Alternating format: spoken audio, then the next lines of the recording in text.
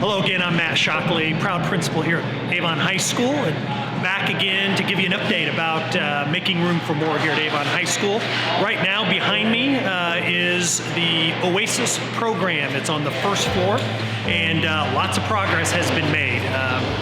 Floor has been laid. We've got brick on a couple sides of the building, some enclosures happening, so lots of progress. Again, the reminder, the Oasis program is the oil alternative setting in school. It is to house a small group of our special needs students, grades K through 12, who have some specialized learning and behavioral needs, and they will be in this place, in this first floor, beginning in July when school year starts. I'm now on the second floor of the addition off the ALC to the east, and again, the Oasis program is going to be on the first floor, but on the second floor we will have 4 classrooms.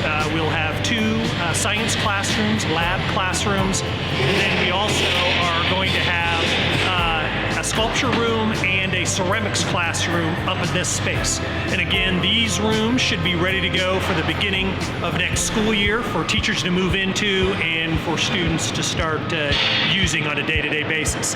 But as you can see, we wouldn't be up here back in January. We've got flooring in, and again, enclosures happening on various sides of this floor. I'm now on the south side of the building, right near the pool, our natatorium, and some more progress actually just recently being made in this area of our construction project.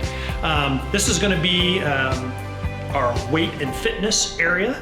Will be in this area location off to my right. Actually back by the pool, by that wall, we're actually going to have 4 classrooms that will be located there. Also to my right, kind of down this way right here, is going to be a new entrance and kind of a main hallway for students coming off of the south parking lot that will be built out here at a later date. And then also above me, to my right, will be a new wrestling room. Relocated from its present location. The current weight room will actually be converted into a dance room for our dance program. On the west side of the building, right after spring break, is when you're going to see some changes occurring over there. Again, we are going to be adding on a new classroom and office space on the west side of the building, as well as a new addition to our performing arts area, which will be primarily an orchestra space, but it can also be flexibly used to handle our guard and other types of band programs that we have as well.